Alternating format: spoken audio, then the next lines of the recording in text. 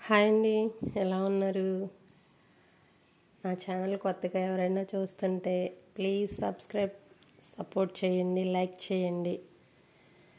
నేను ఈరోజు ఏంటంటే గ్యాస్ స్టవ్ మనకి కొంచెం సెగ తక్కువ వస్తుంది అనుకో, అది ఇంట్లోనే ఈజీగా రిపేర్ చేసుకోవచ్చండి. అది ఎలాగో చూద్దాం. నేనైతే ఎప్పుడైనా స్టవ్ పాడైపోతే నేను ఇలాగే రిపేర్ చేసుకుంటాను.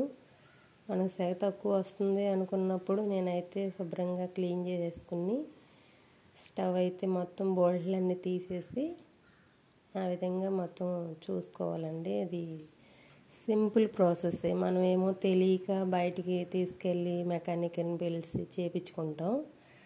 కానీ చిన్న ప్రాసెసేనండి ఇది. తెలిస్తే మాత్రం మనం ఇంట్లోనే చేసుకోవచ్చు. నేనైతే ఇంకా ఎప్పుడు ఇంట్లోనే క్లీన్ చేసుకుంటాను. అది ఆ బోల్ట్లు ఉన్నాయి కదా, ఆ 2 బోల్ట్లు తీసేసి వాటి చిన్న హోల్ ఉంటుందండి, చిన్న హోల్ ఉంటుంది. ఆ హోల్ క్లీన్ చేసుకుంటే మనకి ఈజీగా స్టవ్ అనేది వెలుగుతుంది. ఎప్పటి నుంచో క్లీన్ చేద్దాం అనుకుంటున్నాను, నాకేమో పని అవ్వక ఇంకా చెయ్యట్లేదు. చాలా రోజులు మట్టిది చూడాలంటే ఈరోజు ఎలాగూ చేస్తున్నాను కదా అని చెప్పేసి చిన్న వీడియో అయితే తీసాను. ఎవరికైనా యూజ్ అవుతుందని.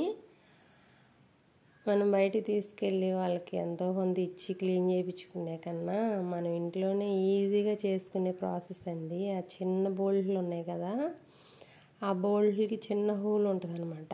ఆ హోల్ మనం కనుక పిన్నిస్ పెట్టి క్లీన్ చేసుకుంటే అదే హోల్ కూడా ఎంతో చిన్న హోల్ ఉంటుంది అనమాట. మనకి ఎంతో కనిపించినంత హోల్ ఉంటుంది. ఆ హోల్ మాత్రం మనం పిన్నీస్తో క్లీన్ చేసుకుంటే సరిపోద్ది అనమాట. ఆ హోల్ నుంచే మనకి గ్యాస్ అనేది ఫామ్ అవుతుంది. అది మంట రావడానికి కూడా అదే మెయిన్. అది హోల్ మనం క్లీన్ చేసుకుంటే పిన్నీస్ ద్వారా చాలా ఈజీనండి. అంత మునుపు స్టవ్ సెగ రావట్లేదు, మంట రావట్లేదని చాలా యాతన పడేదాన్ని నేను. ఈ విధంగా చేసుకోవాలని తెలిసిన తర్వాత నేనైతే ఎప్పటికప్పుడే ఇలా పొయ్యి అయితే మనం గ్యాస్ స్టవ్ అయితే క్లీన్ చేసుకుంటాను నేను. మీరు కూడా ఒకసారి వీడియో అంతా చూడండి, చూస్తే మీకే అర్థమవుతుంది. బయటికి తీసుకెళ్ళి రిపేర్ చేయించుకునే అవసరం ఉండదు అసలు. ఈజీ ప్రాసెస్ అనమాట. మనం ఇంట్లోనే క్లీన్ చేసుకోవచ్చు. మనం ఇంట్లోనే చిన్న పిన్నీస్ ఒకటి ఉంటే చాలు, కటింగ్ ప్లేయర్ పిన్నీస్ ఒకటి ఉంటే చాలు, పొయ్యి రిపేర్ అయిపోద్ది అనమాట. మనం బయట నుంచి కూడా ఏం తెచ్చుకునే అవసరం ఉండదు.